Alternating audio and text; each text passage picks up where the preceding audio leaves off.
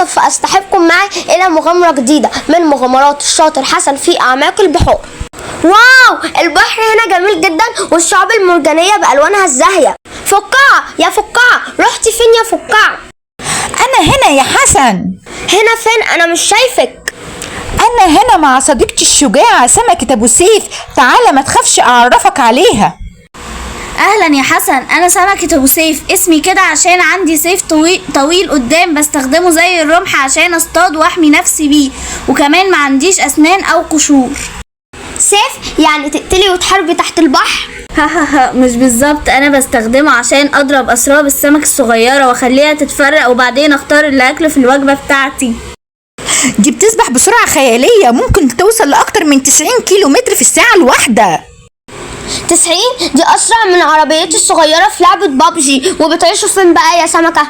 انا بحب المية الدافية زي هنا في البحر الاحمر، وممكن تلاقيني في المحيطات الكبيرة. من الأسماك اللي الناس بتحبها جدا عشان شكلها جميل وقوتها في السباحة وجسمها الانسيابي، وبتحتوي على نسبة عالية من الزئبق، والزئبق ده مادة تقيلة جدا وبتتفاعل. انت عندك قشور زي باقي السمك؟ لا، انا جسمي ناعم ومفيش عليه قشور زي سمك تاني، ده بيكون اسرع واخف. هي كمان عندها عضلات قوية جدا بتساعدها انها تسبح مسافات طويلة. يعني تقدري تعملي سباق مع الدولفين؟ ممكن احاول، بس المهم ان كل كائن في البحر ليه طريقته الخاصة ومميزاته. سبحان الخالق الذي أبدع في خلق الكائنات الحية.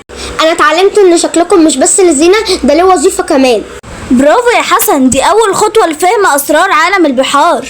البحر مدرسة كبيرة مليئة بالكائنات البحرية، وكل مغامرة وفيها درس جديد. واستنوني في مغامرة جديدة وكائن جديد، وفعلا العلم هو الكنز الحقيقي. تك تك تك تك تك تك، حن عالم الأسماك، وين نعيش بالبحر وين نعيش بالأنهار، بين اللولو والمرجان في من أشكال وألوان. أنا القرش.